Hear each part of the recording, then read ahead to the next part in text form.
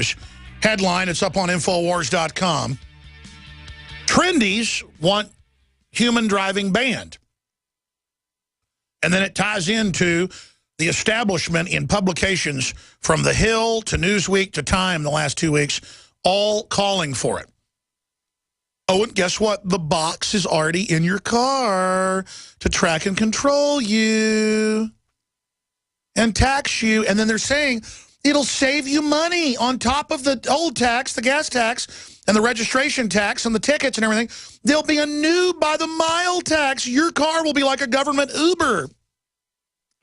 How fun. And your Samsung TV is listening to you and warns you when you're being bad.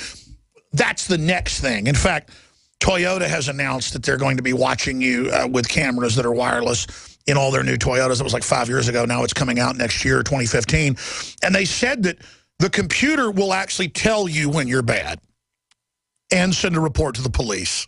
It's all completely premeditated. It's all completely racketeering, completely global, completely evil.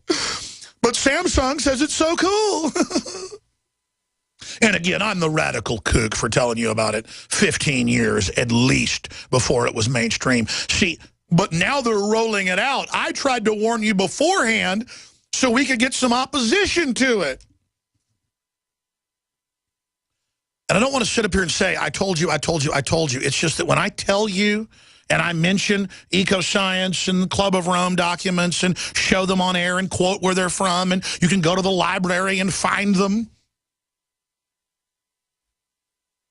Or you can go to the library and get the New York Times where David Rockefeller endorsed Mao Zedong killing 84 million people. Help put him in power. Do you understand how dangerous these people are? Do you understand they're following an exact plan for you and your family? And there's no debating what I'm telling you. See, that's how wild this is. That's how I can get on air. People say, man, you're so calm in person. We go out to dinner, you hardly talk. We go fishing, you just tell a few jokes. Why are you like that on air? What's that persona? Are you an actor? No, I'm not an actor. I get in here and I'm in front of millions of people, and all I can do is just jump around like basically like a monkey, begging people to. I mean, there's like 5,000 hyenas running down the hill about to eat us, and I'm saying we better do something. Look at how we're being screwed over right now. I have fresh outrage. I never get outrage fatigue when I see them rolling out the nanny state televisions that are already listening to you. I told people like 6, 7 years, because I was told by someone at the FBI, I'll leave it at that they were using OnStar without warrants to listen to people. And then it was in the New York Times about 5, 6, 7 years after I told you. This is beyond OnStar. Well, I have nothing to hide. I have nothing to hide. What about the people in Nazi Germany? They didn't have anything to hide either. They had a predatory government. It'd be like if you were out in Africa at night by yourself, walking around in a loincloth, and 20 hyenas come up or 5 lions come up, and you go, I have nothing to hide.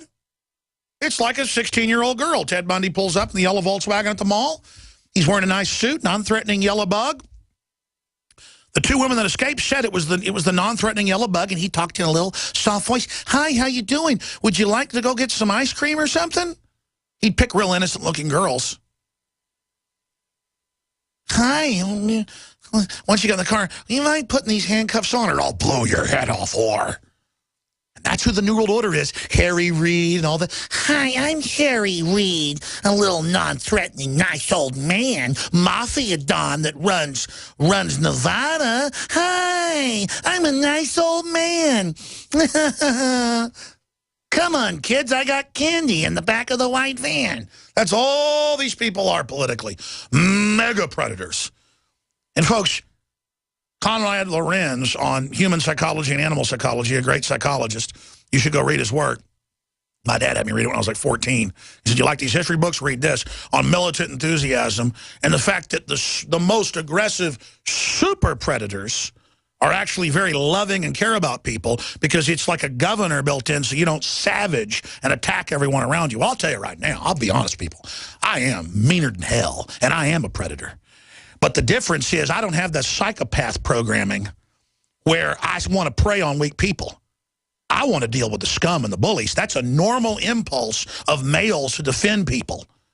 The problem is that men that have that are laying down while a bunch of snakes run all over us, ladies and gentlemen, and it's time for that to end. Do you understand? People think they're safe because they lay down. That's all coming to an end. We're all in grave danger, okay? And see, there's no more denial. People don't come up to me and make black helicopter jokes anymore.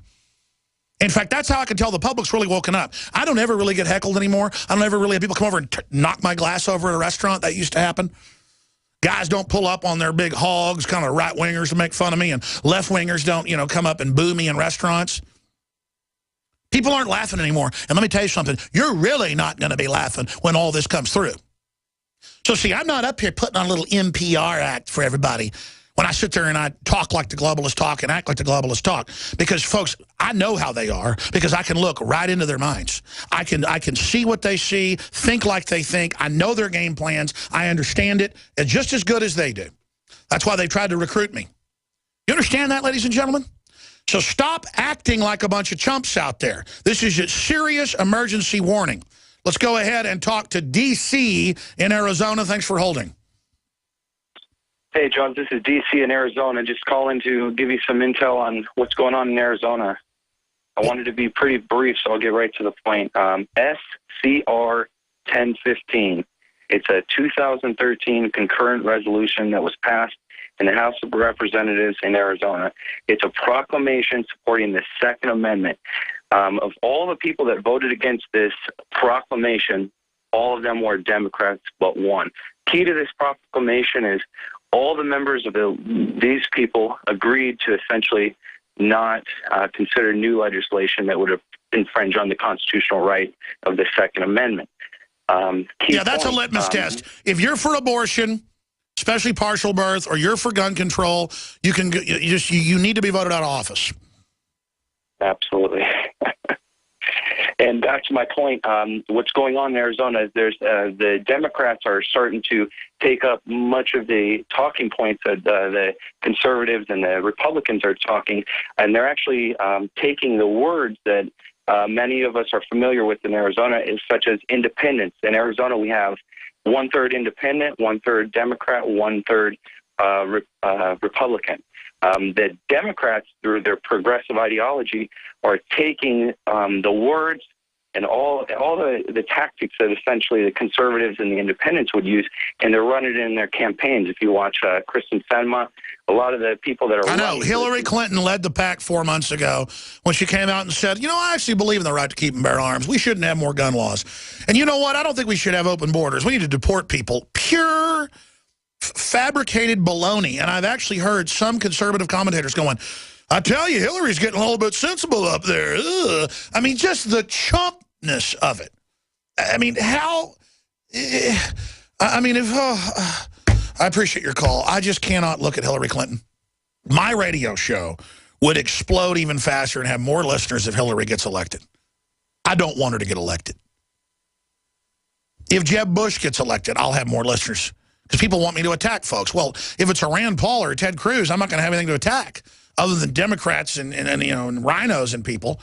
Everybody knows for a libertarian talk show, ratings go down. It's a cycle when Republicans are in. Well, guess what? I want the Republicans in. Not that they're angels, but they're a new group of thugs that we can get control of, and a big realignment will scare them, and we'll get enough Tea Party people in there to keep control of it and maybe dial this back a little bit. And that's why the establishment's betting all their money against Tea Party candidates, because they are one of the only nonviolent hopes we've got. And I've never in 20 years on air gotten behind a party. That's not really true. I was pretty much a Republican my first year or two on air. But then I just saw how treacherous. And look, the globalists can run their agenda through any party. It's just the Democrats are metastasizing crazy cancer. They need to be slapped down. They need to be indicted. They have been persecuting people at a level, no exaggeration, 5,000 times Richard Nixon. Richard Nixon persecuted a couple hundred people. The Democrats are persecuting hundreds of thousands of people. They're putting troops on secret death lists and then defending it when it comes out. I mean, these people are just crazy. And America recognizes that. You think I wanted to have a shooting war start at the Bundy Ranch? That's the last thing I wanted to do. And I tried to dial things down and tried to exert my influence to stop that from happening. So the media implied that I wanted violence. I never wanted that. But let me tell you, the image of the feds backing off from those ranchers, when they had their guns on them saying, we'll shoot you if you come across, that scared the system down to its base level. Do you think they want a civil war to start with feds in a shooting war with a bunch of ranchers? No, they want it to start on their way when the globalists blow up a federal building, full of a bunch of kids in a daycare again, and then blame it within 1 hour on Rush Limbaugh. And it's not that Rush Limbaugh's perfect, but if they can bring down Rush Limbaugh, they can bring down Matt Drudge, they can bring down Alex Jones, they can bring down Joseph Farah, they can bring down James O'Keefe, they can bring your local talk show host down, they can bring everybody down. We spent over $150,000, I think it was, on Rush Limbaugh's show, and all his people were deserting him. They were trying to bring him down for